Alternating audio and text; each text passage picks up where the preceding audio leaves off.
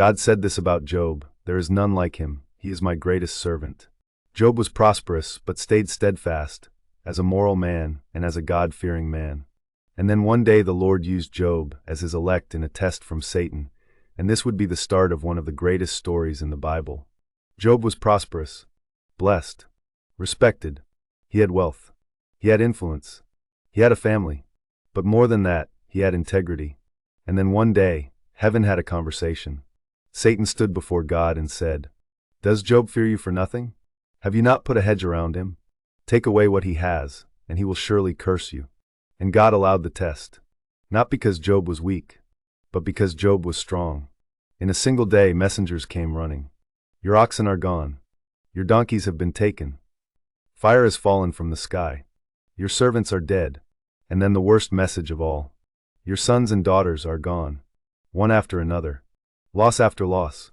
No time to breathe." Job tore his robe. He shaved his head. He fell to the ground. But he did not curse God. Instead he said, "Naked I came from my mother's womb, and naked shall I return. The Lord gave, and the Lord is taken away. Blessed be the name of the Lord." Imagine that. No answers. No explanation. Only silence. But the test wasn't over. Satan said, "Touch his body. Then he will curse you." And Job was struck with painful sores from head to toe. He sat in ashes, scraping his skin with broken pottery. His wife looked at him and said, "Do you still hold fast to your integrity? Curse God and die." His own wife had given up on him, yet he remained strong. But Job answered, "Shall we receive good from God?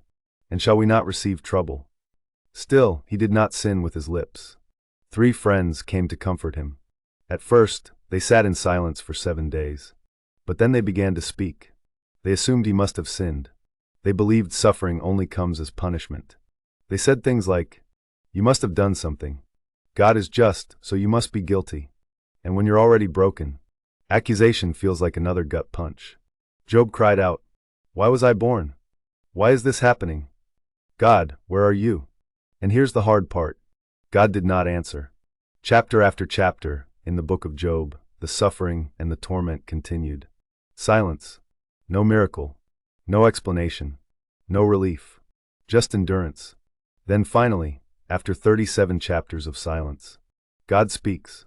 But not the way Job expected. He doesn't explain the test. He doesn't mention Satan. He doesn't apologize. Instead, he asks questions. "Where were you when I laid the foundations of the earth? Have you commanded the morning? Can you bind the chains of the Pleiades?" God reveals his power, his wisdom, his sovereignty, not to shame Job, but to remind him, there is a bigger story. Job replies, "I spoke of things I did not understand, things too wonderful for me. I had heard of you by the hearing of the ear, but now my eye sees you." Job never got the explanation, but he got something greater. He got a deeper revelation of God. And in the end, God restored Job. Double what he lost. New blessings. New years of life.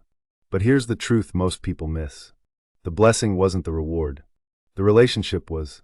Sometimes God is silent. Sometimes prayers feel unanswered. Sometimes heaven feels quiet. You lose things you never thought you'd lose. You endure pain you never thought you'd endure. And you ask, "God, where are you?"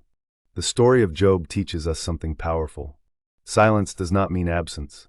Testing does not mean rejection. Pain does not mean punishment. Sometimes God is building something deeper than comfort. Sometimes he is proving something eternal. Through temporary suffering. Job never knew the conversation in heaven. But heaven knew Job. And heaven knows you. If you are in a season of silence, hold on. Integrity still matters. Faith still matters. Obedience still matters.